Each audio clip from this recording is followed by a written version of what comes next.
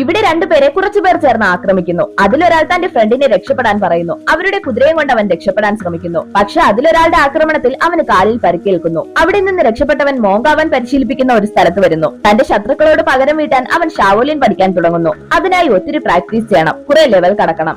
ആദ്യം അവന്റെ ശ്രദ്ധ ടെസ്റ്റ് ചെയ്യുന്നതിനായി അവന്റെ മുഖത്തിന്റെ രണ്ടു വശവും തീക്കനൽ വെച്ച് മുന്നിലായി ആടുന്നൊരു മെഴുകുതിരിയും വെക്കുന്നു. അത് ആടുമ്പോൾ അവന്റെ കണ്ണുകൾ മാത്രമേ അതിന്റെ ഒപ്പം ചലിക്കാൻ പാടുള്ളൂ. പക്ഷെ അവൻ തലയും തിരിക്കുന്നു. നോക്കുമ്പോൾ അവന്റെ രണ്ട് കവിളും പൊള്ളുന്നു. എന്നാലും അവൻ വാശിയോടെ ആ ചാലഞ്ച് കംപ്ലീറ്റ് ചെയ്യുന്നു. അടുത്ത ലെവലിൽ അവന്റെ ഷോൾഡർ സ്ട്രോങ് ആക്കുന്നതിനായി കയ്യിൽ കത്തി കെട്ടിവെച്ച് രണ്ട് കൈയിലും വലിയ രണ്ട് പാത്രം നിറയെ വെള്ളം പൊക്കിക്കൊണ്ട് പോകണമെന്ന് പറയുന്നു. അറിയാതെ കൈയൊന്ന് താഴ്ത്തിയാൽ ആ കത്തി അവന്റെ ഇടുപ്പിൽ കുത്തും. ഒത്തിരി പ്രാവശ്യം അങ്ങനെ വെള്ളവും കൊണ്ട് പോയപ്പോഴേക്കും അവന്റെ കൈ സ്ട്രോങ് ആവുന്നു. ഇപ്പോൾ അവൻ സിമ്പിളായി വെള്ളം ഉയർത്തിക്കൊണ്ട് പോകുന്നു. മാത്രമല്ല ഒപ്പമുള്ളവരെ ഹെൽപ്പും ചെയ്യുന്നു. അത് കണ്ട മാസ്റ്റർ അവനെ അടുത്ത ലെവലിലേക്ക് അയക്കുന്നു. ഈ ലെവലിൽ അവന്റെ കൈ സ്ട്രോങ് ആവുന്നതിനുള്ള പരിശീലനം കൊടുക്കുന്നു. അതിനായി ഒരു നീളമുള്ള കമ്പിൽ ചുറ്റിക കെട്ടിവെച്ച് മണിയടിക്കാൻ പറയുന്നു. ആദ്യം അത് ചെയ്തവർ വേദന കാരണം കൈ ഉയർത്താൻ പോലും വയ്യാതെ നിൽക്കുന്നു. പക്ഷെ ഇവൻ എത്ര വേദനയുണ്ടായിട്ടും ആ കമ്പ് ഉയർത്തി മണിയടിക്കുന്നു. അവസാനം വാശിയോടെ പ്രാക്ടീസ് ചെയ്ത് അവനൊരു ഷാവോലിൻ മാസ്റ്ററായി മാറുന്നു.